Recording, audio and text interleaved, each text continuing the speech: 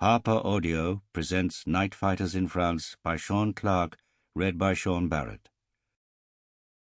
Prelude.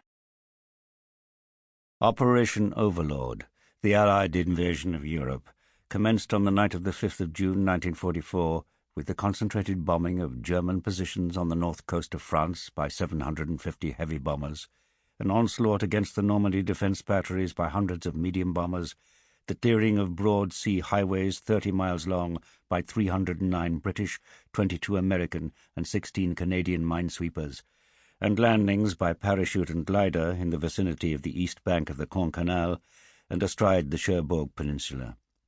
Fires were already burning all along the coast of Normandy, acting as beacons to the invasion fleet when, just as dawn broke on D-Day, the 6th of June, fortresses and liberators of the US 8th and 9th Air Forces, covered by an umbrella of fighters, dropped 2,400 tons of bombs on the British beaches and nearly 2,000 tons on the American beaches. Shortly after dawn, the warships heading for Normandy opened fire with their big guns, covering the coastline with spectacular flashes and clouds of brownish cordite, while the British Hunt-class destroyers raced in to engage the enemy's shore batteries. To the west, American destroyers were doing the same, with the heavier guns of their battleships hurling 14, 15 and 16-inch shells onto the beaches and the German fortifications beyond them. The final softening up was achieved by rocket-firing boats, which disappeared momentarily behind sheets of flame as their deadly payload rained down on the beaches, adding to the general bedlam by causing more mighty explosions, which threw up mushrooms of flying soil and swirling smoke. At 0630 hours, American forces swarmed onto the western shores, where a broad bay sweeps round to Cherbourg. They were followed 50 minutes later by British and Canadian troops, put ashore by more than 5,000 landing craft and Rhino ferries on the eastern beaches.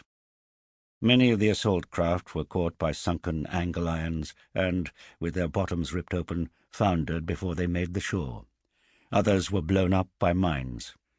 Nevertheless, the men, each heavily burdened with steel helmet, pack and roll, 2 barracks bags, rations, 2 cans of water, gas mask, rifle and bayonet, bandoliers of ammunition, hand grenades, and, in many cases, parts of heavy weapons such as machine guns and mortars, a total weight never less than 132 pounds, continued to pour ashore on both the eastern and western fronts, advancing into the murderous rifle and machine gun fire of the Germans still holed up in their concrete bunkers overlooking the beaches.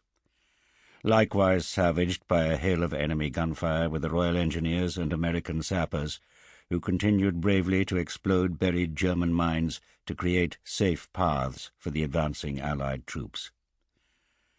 Within minutes, the beaches, obscured in a pall of smoke, were littered with dead bodies and black shell holes. The sounds of machine guns and mortars increased the already appalling din.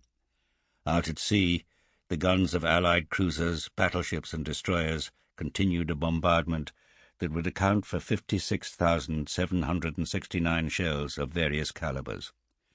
Simultaneously, the Air Force continued to pound the enemy positions. More than 1,300 liberators and fortresses, escorted by fighters, bombed the German positions for another 2.5 hours. By evening, the Germans overlooking the beach had been pushed well back, and Allied forces were as far as 6 to 8 miles inland. While British commandos and American Rangers were having spectacular successes on their separate fronts, a Royal Marine Commando, even after the loss of 5 of its 14 landing craft, fought through Les Roquettes and La Rosière, quelled several German machine gun and mortar nests, and finally captured Port-en-Bessin. There, making contact with the Americans, it linked up the whole Allied front in Normandy and paved the way for the major push through France. Strategically vital bridges, locks and canals soon fell to the Allies, and in many small towns and villages, French men and women emerged from rubble and clouds of dust to wave the tricolour and rapturously greet their liberators.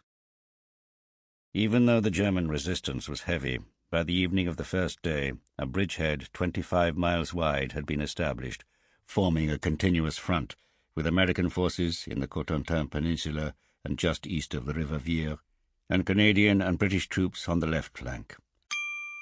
Sample complete. Ready to continue?